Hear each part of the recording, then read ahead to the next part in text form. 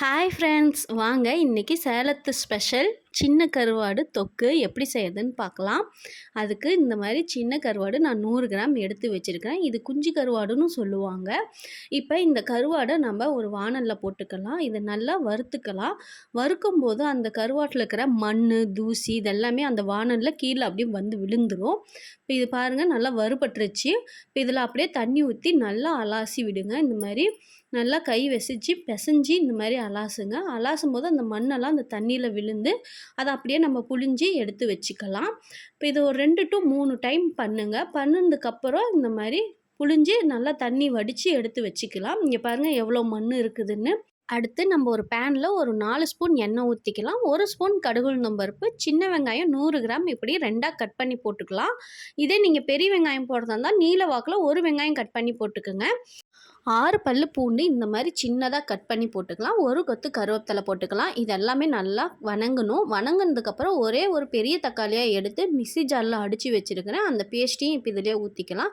ஊற்றுனதுக்கப்புறம் இதை அப்படியே ஒரு கிளறி விட்டு இதில் மசாலா தூளில் ஆட் பண்ணிக்கலாம். அதனால் அடுப்பை சிம்மில் வச்சுக்கோங்க. 1/4 ஸ்பூன் மஞ்சத்தூள், 1/2 ஸ்பூன் மிளகாய்த்தூள், 1/2 ஸ்பூன் சாம்பார் தூள், 1/2 ஸ்பூன் மல்லித்தூள் போட்டு இப்போ நமக்கு தேவையான அளவு உப்பு போட்டுக்கலாம். கருவாட்டில் கொஞ்சம் உப்பு இருக்கும், அதனால் கம்மியாகவே போட்டுக்கோங்க. நான் 1/2 ஸ்பூன் போடுறேன், எனக்கு அதுவே போதுமானது 100 கிராம் கருவாட்டுக்கு. போட்டு இது நல்லா கிளறி விட்டு எண்ணெய் பிரிஞ்சு வரணும். இந்த அளவுக்கு தண்ணி சேர்த்திக்கலாம். நான் தக்காளி அரைச்ச தண்ணியே இதில் சேர்த்திக்கிறேன். சேர்த்திட்டு நல்லா கலந்து விட்டுக்கலாம். கலந்து விட்டதுக்கப்புறம் சின்னதாக கொஞ்சமாக ஒரு புளி எடுத்து ஊற வச்சு இந்த மாதிரி கரைச்சி அந்த தண்ணியை அதில் ஊற்றிக்கலாம். ஊற்றிட்டு நல்லா கலந்து விட்டுருங்க. கலந்து விட்டதுக்கப்புறம் நம்ம க்ளீன் பண்ணி வச்சுருக்குறோம் பார்த்திங்களா சின்ன கருவாடு, அந்த கருவாட்டில் தண்ணி இல்லாமல் நல்லா புழிஞ்சி எடுத்துக்கோங்க. புழிஞ்சி எடுத்து இப்போ அந்த தொக்கில் சேர்த்திக்கலாம். சேர்த்ததுக்கப்புறம் நீங்கள் கிளறி பாருங்கள். உங்களுக்கு தண்ணி தேவைப்பட்டுச்சுன்னா தண்ணி லைட்டாக ஊற்றி நீங்கள் கிளறி விடுங்க. அப்படி தேவைப்படலைன்னா உங்களுக்கு அப்படியே கிளறி விடுங்க. எனக்கு இப்போ ரொம்ப ட்ரையாக இருக்கிற மாதிரி தோணுச்சு, அதனால் நான் லைட்டாக ஊற்றி கிளறி விட்டுக்கிறேன். இதை அப்படியே மூடி போட்டு ஒரு 3 to 4 நிமிஷம் லோ ஃப்ளேம்லேயே வேக வைப்போம். இப்போ எனக்கு 3 நிமிஷம் ஆயிடுச்சு. ஓப்பன் பண்ணி பார்க்கலாம். இங்கே பாருங்கள், கருவாடு தொக்கு நல்லா வெந்து வந்திருக்குது. கருவாடும் நல்லா வெந்திருக்கு. அந்த ஓப்பன் பண்ணும்போது அந்த வாசம் அவ்வளோ அருமையாக இருந்தது. இங்கே பாருங்கள் கருவாடு எந்த அளவுக்கு நல்லா வெந்திருக்குதுன்னு. இப்போ இதில் ஒரு 3 ஸ்பூன் தேங்காய் துருவல் போட்டுக்கலாம்.